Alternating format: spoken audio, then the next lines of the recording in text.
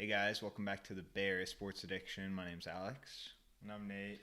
And today we are coming to you live from our house in the Bay.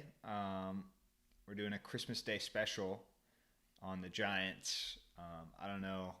I'm sure most of the people in the Bay have heard about the news with the Giants lately. Um, Originally on December 13th, agreed to a 13-year, $350 million deal with Carlos Correa, the shortstop, World Series champion with the Astros. Last year he was on the Minnesota Twins. And then a week later, the Giants backed out of the deal after injury concerns when the physical was completed. And that led to Correa and his agent Scott Boras signing or agreeing to another deal with the New York Mets, 12 years, $315 million. Nate, my first question for you is: Do you think this deal falling through with the Giants is going to hurt the relationship with Scott Boras with any of the Giants' other prospective free agents? Yeah, I don't think so, especially just because it's a physical type thing. I don't think it's really a disagreement on like numbers or like personalities. I think just the Giants saw something in Correa's physical that they didn't want to take a chance on. 13 years is a long time, and they wanted that security. And I think, the Mets are having those same concerns now before officially signing him. So we'll see how that goes. I don't really think Scott Boras and his clients will be too put off by the Giants falling through with Correa. So. Mm-hmm. Yeah, originally when this happened, when this news came out, I kind of was on the side that it would affect the Giants' relationship with Scott Boras, and the fact that he just has so many big name clients around the league kind of scared me for a second. And then a few days after the agreement with the Mets that Correa made, the Giants ended up signing Michael Conforto, formerly of the Mets, but he's also a Scott Boras client. The Giants signed him to a 2-year, $36 million deal. Conforto missed all of 2022 with a shoulder surgery. But yeah, I mean, I was scared at first because Scott Boras is a very powerful man, and I feel like he and Correa may have felt slighted because the Giants had already scheduled like a press conference to introduce Correa, and his family was all in the Bay Area, according to Boras, on the day of the supposed press conference, and then it was postponed. And I thought he was just gonna end Farhan's career right there. I thought he was just like, all right, we're not. You better blow up the price for any other free agent of mine that you want. So, but I think it ended up being a decision by the owners, maybe the majority owners of the Giants. They may have seen something and given them pause, because that's a lot of money and a lot of years, and the Giants aren't known for handing out those huge contracts, at least for the past decade. So I think it was a little bit of hesitance there, but like you said, the Mets are also having the same concerns. So we'll see what he ends up doing, Carlos Correa and Scott Boras, what they end up doing, and the deal that they end up signing. In other Giants news, they've signed left-handed pitcher Taylor Rogers, the twin brother of current Giants pitcher Tyler Rogers, to a 3-year, $33 million deal. Taylor Rogers this past year had 31 saves, the most in his career. He split those between the Padres and the Milwaukee Brewers. He had 28 with the Padres, 3 with the Brewers. But I really like this because he was super good on the Minnesota Twins. At least he was an all-star in 2021. He had 30 saves in 2019. But in his tenure with the Padres, he was immediately thrust into that closer role, and he was delivering at least at the beginning of the season. They were hot, and then he kind of fell into a skid, which led to the trade. They swapped for Josh Hader and other prospects. Um, but I want to get your opinion on how you think Taylor Rogers is going to fit with the Giants. Yeah. Yeah, considering we already have his twin brother.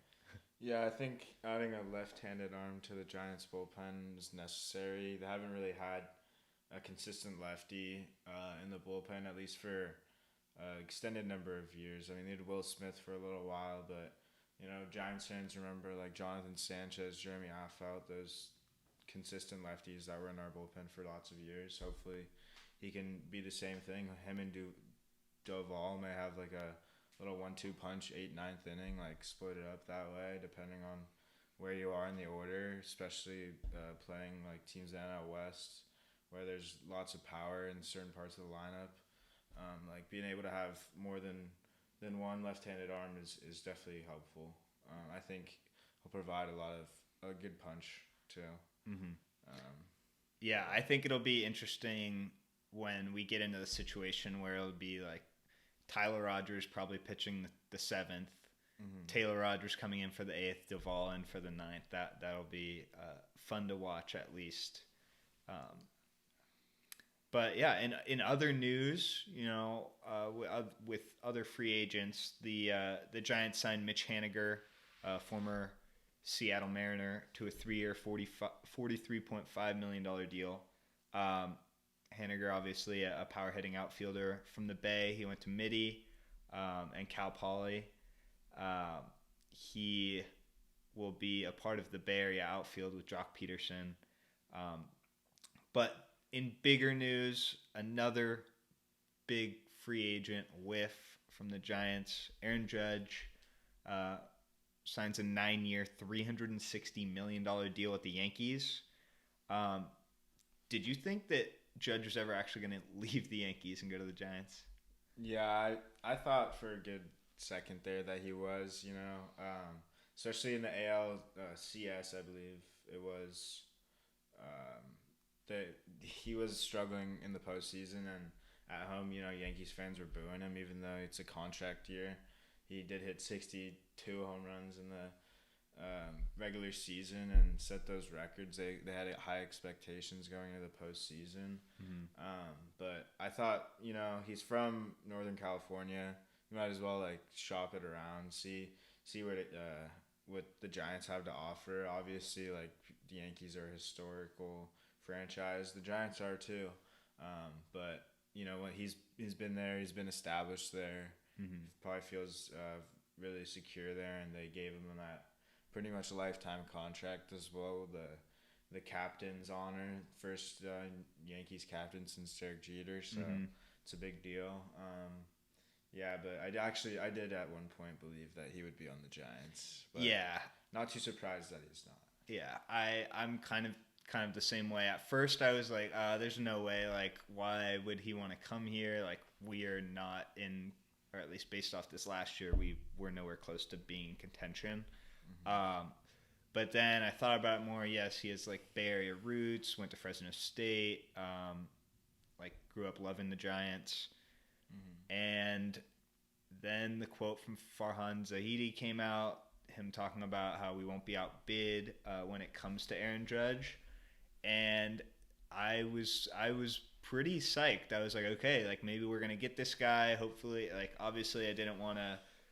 At first I was like, oh, hesitant, don't want to pay too much for a guy that strikes out that much. And honestly, I was a little skeptical that quote was really real from Farhan, because I know he's like a big analytics guy, and strikeouts aren't their favorite thing in the world.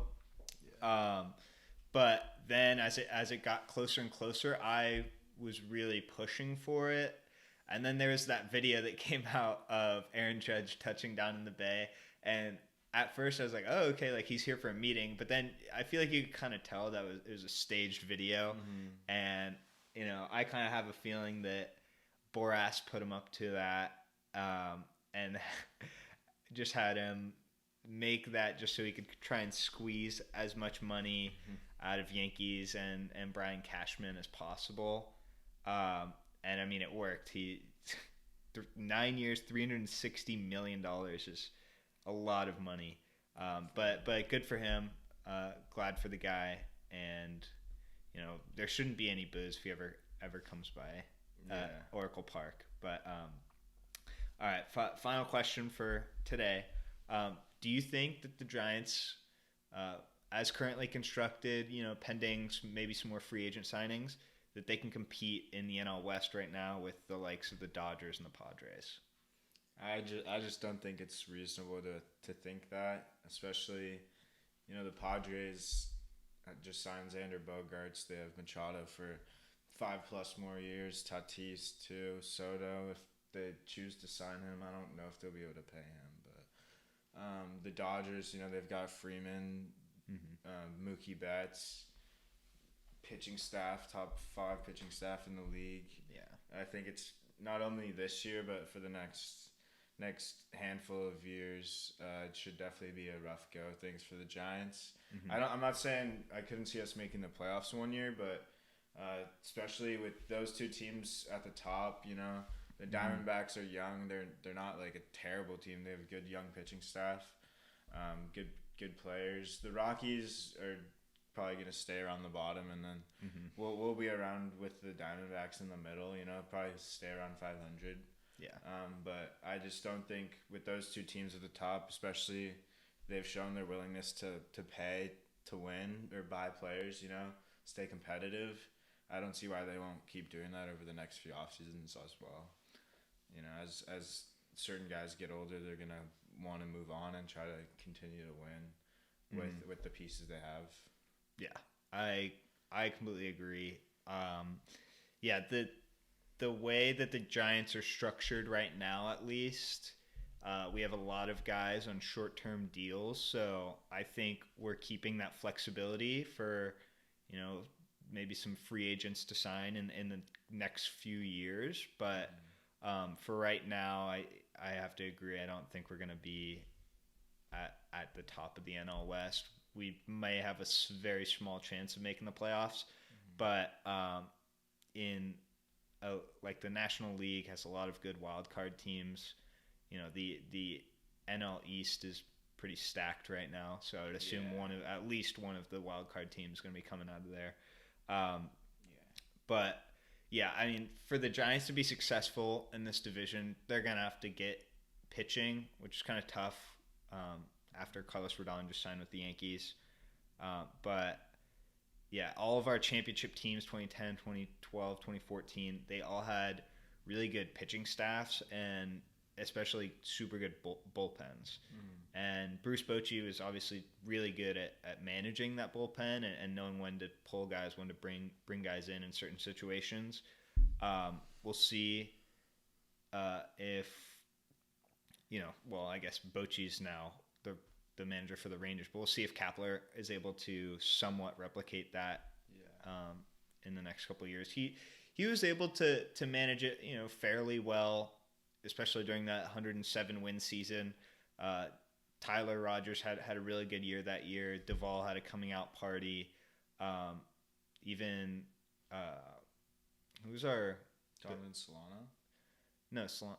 Well, he wasn't a pitcher, but yeah.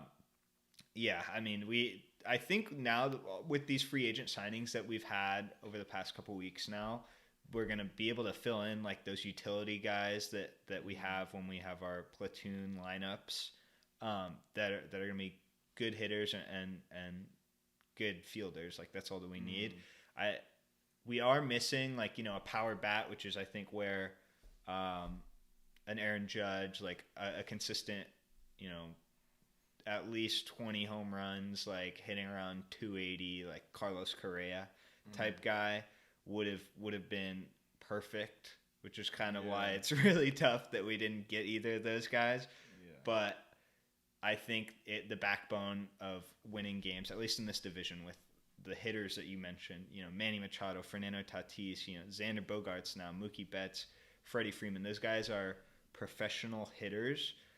We need pitchers that are going to be able to to shut those guys down. And at the moment, we'll see how our guys do this year. I thought our pitching staff was looking up. We signed Sean Manaea as well, as one of the latter guys in the rotation. But we'll have to see.